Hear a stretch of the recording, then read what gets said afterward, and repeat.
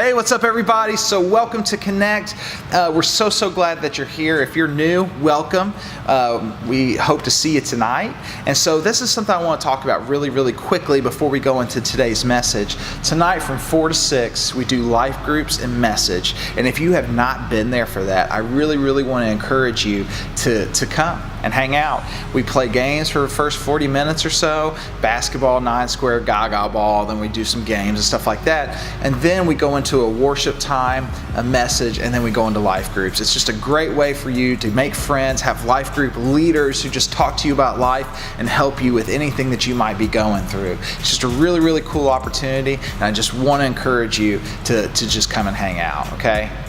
So we're in week 4 of the series that we started called Christian. It's called Christian. So we have 1 week left of this, and then we go into a new series called Rude, and I just want to encourage you guys to be here for that because it's going to be really cool. But week 1, we talked about claiming the name. We talked about claiming the name of Christ and how you have to do that for yourself. No one around you can do it for you. And so week 2, we talked about names that we go by, like treasure, possession, child of God, friend, all these different things. And then the last week that we had Connect, we talked about how Christ is in us. How Christ is in us. Well, this week we're going to talk about reputation. We're going to talk about reputation, and we're not going to come at it from a negative perspective. We're going to come at it from a positive way, like things that we want to be known for, things that we want to be known by, or things that we are known by that are good. And so I want to ask you guys this question. I want you guys to think about this. What are some good things that you're known for? And think about this question as well. What are some good things that you want to be known for? So we know this sometimes, that reality differs from desire. But I don't want us to focus on right now reality. I want us to focus on what do we desire to be known for that are good. What are some good positive things that we want to be known for? And in this series we're addressing, right, what it means to be a Christian. What it means to be a Christian, to follow Christ.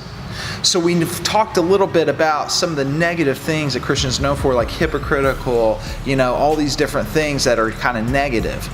But what are some positive things, some good things that Christians should be known for? I want us to think about that. I want us to think about that question.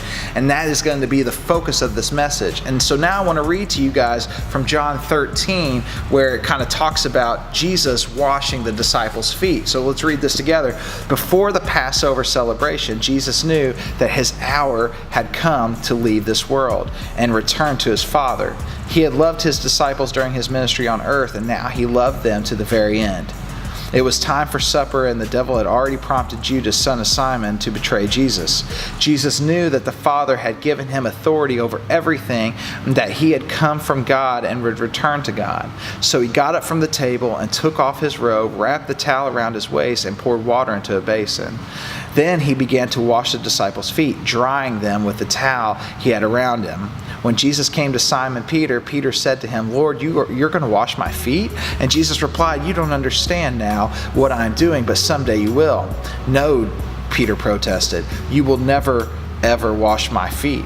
Jesus replied, "Unless I wash you, you won't belong to me." And Simon Peter exclaimed, "Then wash my hands and head as well, Lord, not just my feet." And so Jesus replied, "A person who has bathed all over does not need to wash except for the feet to be entirely clean. And you, disciples, are clean, but not all of you." For Jesus knew who would betray him. And that is what he meant when he said, "Not all of you are clean." So something pretty radical happens here with this whole feet washing thing. See, it was pretty common back then for people who had guests come over for them to have their feet, to wash the guests' feet. And if they were somebody who had money, a lot of times a servant would actually do that. So this washing was practical. It was something that was necessary, not only to get all the dirt and all the gross stuff off the feet from the road, but a servant was provided so the person would not get dirty themselves by cleaning their own feet. So for Jesus to take this position is unprecedented. For Jesus, someone they called rabbi, teacher, all these things, someone that had this kind of status, it was just not something normal for them to do. So why did Jesus do this? He actually answers this question himself. I'm going to read this. After washing their feet, he put on his robe again and sat down and asked, "Do you understand what I was doing? You call me teacher and Lord, and you are right, because that's what I am. And since I, your Lord and teacher, have washed your feet, you ought to wash each other's feet. I have given you an example to follow. Do as I have done to you. I tell you the truth, slaves are not greater than their masters, nor is the messenger more important than the one who sends the message. Now that you know these things, God will bless you for doing them." So if you guys have been paying attention to this series, you know that we've been talking a lot about being little Christ. So if Jesus washes the feet of his disciples, you're called to do the same. And so in serving the disciples by washing their feet, Jesus actually teaches us something. He teaches us something extremely important. I want to read this to you here. "A new commandment I give to you, that you love one another just as I have loved you. You also are to love one another. By this all people know that you are my disciples, if you have love for one another." So remember this, the kind of love that Jesus is talking about is the kind of love that he just demonstrated to the disciples. A sacrificial love, a love that you're not more important than the gospel, a love that you're willing to be a servant to others. Okay? And so just as an example, if you're walking through school and someone drops their book tray of food in the middle of the cafeteria, you're not thinking, "Man, that's an inconvenience for me to go help." You're just going to put your stuff down, stop what you're doing, and you are going to go and you're going to assist that person. You're going to help that person. You're going to serve that person in your school. So here's the main point of this message. And you guys are probably picking up a little bit on this now, but to be a Christian means that we should primarily be known by love. All those negative things we shouldn't be known for. We should be primarily known by how we love people. We should be known as people that love others. That should be what we're known for. That should be the good reputation that we have.